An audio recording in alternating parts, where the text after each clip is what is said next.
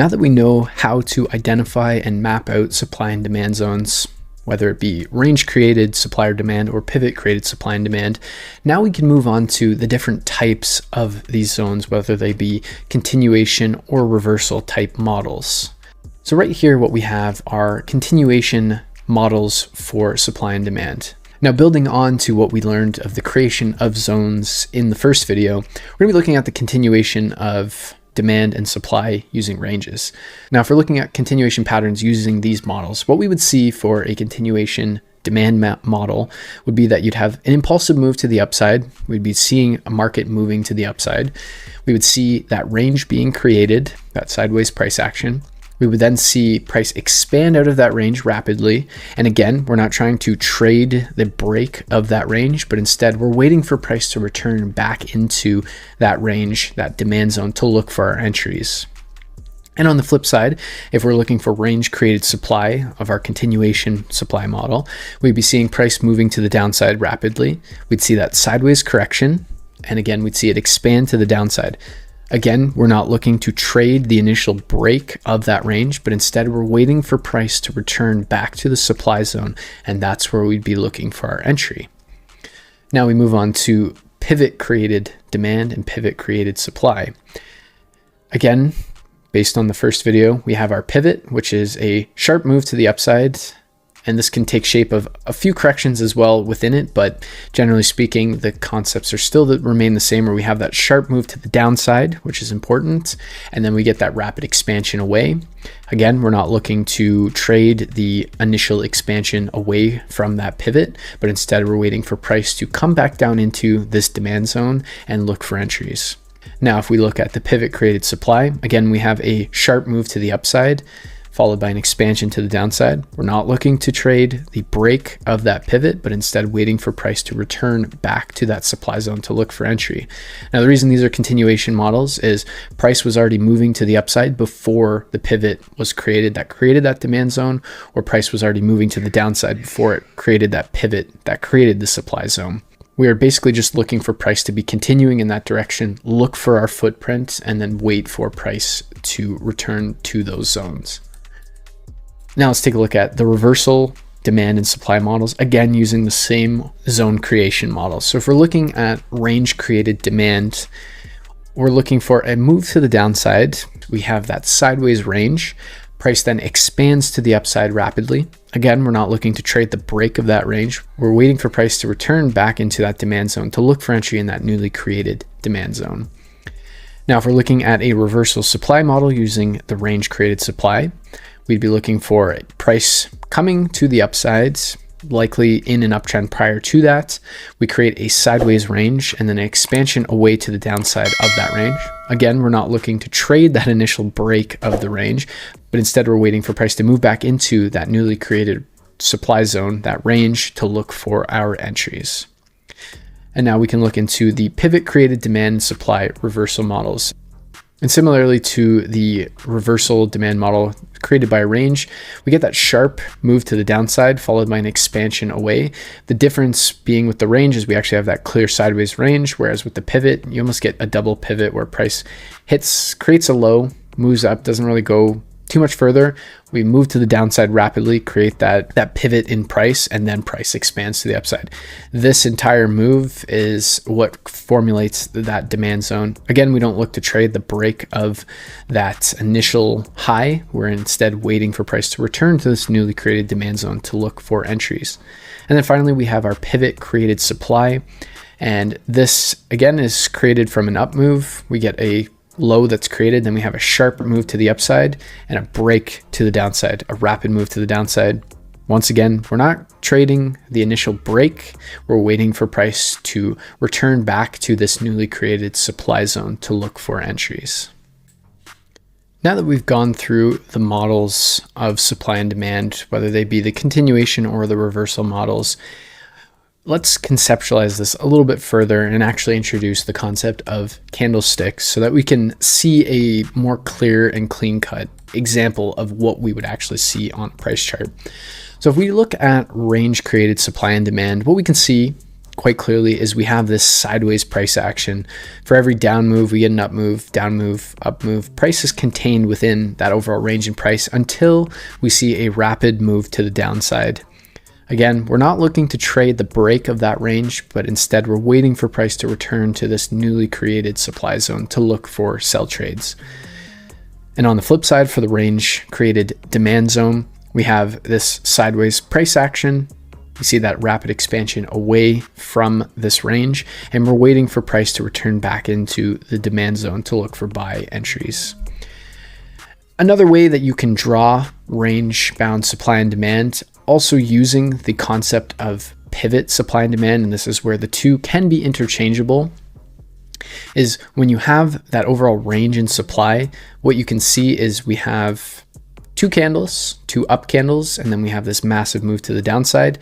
We can draw our supply zone using these two bullish candles before the large move to the downside, and that would build up our supply zone. And what we can see, if we just very quickly move this over, from a drawing perspective, the zone has not changed in size. It just becomes a little bit more specific to the up moves that see this large move in price.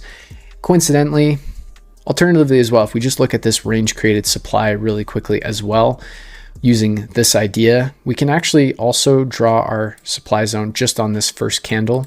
I just want you to know that I also share trading signals to community for free in the Telegram channel.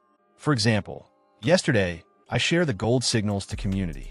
You see all 3TP getting profit yesterday, and the whole community getting profit by this trade. You can see every day I share trading signals to community, and most of them get profit. And especially, I do not only share the trading signals, but I also share the markup and the reason why I entered the trade. And by this one, everyone in the community can understand the reason, and by that, everybody can improve their trading skill. And to join community for free, you can click on the description of this video and click this link here, and you will be directed to the community and join for free. So we have a few options, and it really comes down to personal preference on which way you prefer to draw your supply and demand zones, especially when they are range created. Sometimes the ranges that are created are simply too large to really work with, and this is where you have the flexibility to also put your attention to the last bullish candles before that move to the downside, or the last bullish candle before the move to the downside, depending. If we have 2 or 3 bullish candles before that large move, that implies a pivot. And if we have 1, it's still a pivot, but it's a little bit more refined within the overall range in question. And the same is said with range demand. With a pivot zone creation, we have 2 bearish candles and then the rapid expansion outside of that range. Again, if I just move this over, the range would be exactly the same in this example, but it just refines it to a little bit more clean-cut way or approach of drawing or mapping the demand zone. Again, we can also use this one and just draw it on this last bearish candle before the rapid move to the upside, because again, in both situations, we are waiting for price to come back down into this newly created demand zone to look for entries. Again, this ultimately comes down to personal preference on how you want to map your candles, especially when you see range bound or range created supply and demand zones. Essentially what you can do is wait for that range to be created, map out the entire range, look for price to move to the downside or the upside, and then simply wait for price to return to that entire range to look for an entry. That gives you more flexibility in terms of where price will return to look for an entry. Whereas you can also simply mark just the bullish candle before that bearish move, or bearish candle before that bullish move.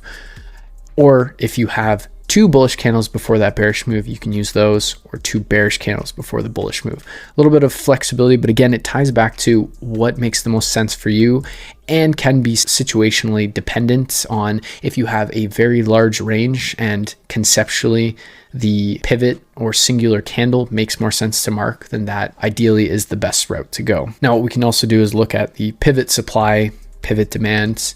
And again, this factors into what we were just speaking about, where you have single candle creation and multiple candle creation of these supply and demand zones. If we're using pivot supply with a single candle creation, basically we have that bullish candle before the bearish expansion outside of that pivot. If it was a continuation pattern, we would have something like this, where we have that down move, the sharp move to the upside, and then the sharp move to the downside. So it's conceptually the exact same as what we had just spoken about. And what we would see within this candle as well, just to drive the point home a little bit more, is this single candle on a lower time frame, more specifically, is likely a range as well. And this is why you're able to factor in a single candle on a range as your supply zone in this case, or a series of candles within that, because this in itself is a pivot and this in itself is a range. So they are interchangeable, and that's why you do have the flexibility. Again, this is where it really comes down to testing them on the chart, seeing which really resonate with you. For some, ranges will just be the way to go. For others, it will be simply looking at single candles, because also what you can do, if you prefer, is drawing your supply zone using just one candle instead of the succession. There are just multiple ways of drawing out supply and demand zones using these creation methods, and it really comes down to testing, experience, and really just getting comfortable with the premise of supply and demand and what is ultimately happening on the charts, because price is fractal, and what you'll see on a lower time frame can also be included in just one candle, and we'll expand on that a little bit later on. But again, when we're coming back to pivot supply and demand, we have the single candle, which if we're looking at a reversal model would be something like this. There's your pivot, would be that right there.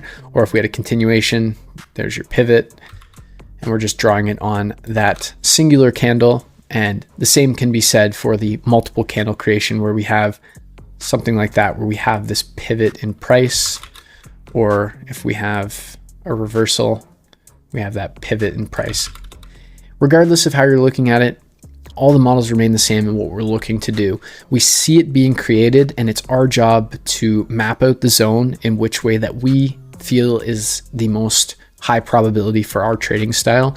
So regardless if we're trading range-bound created supply and demand or pivot, we have the opportunity of drawing our supply zone using the entire range. We can use the bullish candle, we can use the series of bullish candles, and on the flip side for demand, we can use the bearish candle, we can use the entire range, or we can use the series of bearish candles. And what we're doing is, now that we've established that prices rapidly move to the downside or prices rapidly move to the upside, we've been able to identify that a supply zone or a demand zone has been created.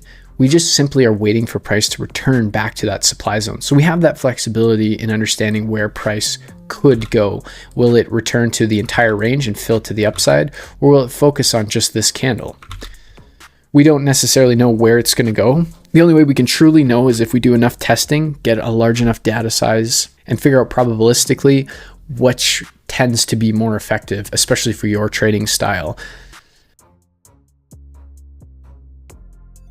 I just want you to know that I also share trading signals to community for free in the Telegram channel. For example, yesterday, I share the gold signals to community. You see all 3TP getting profit yesterday, and the whole community getting profit by this trade. You can see every day I share trading signals to community, and most of them get profit. And especially, I do not only share the trading signals, but I also share the markup and the reason why I enter the trade. And by this one, everyone in the community can understand the reason, and by that, everybody can improve their trading skill. And to join community for free, you can click on the description of this video and click this link here, and you will be directed to the community and join for free.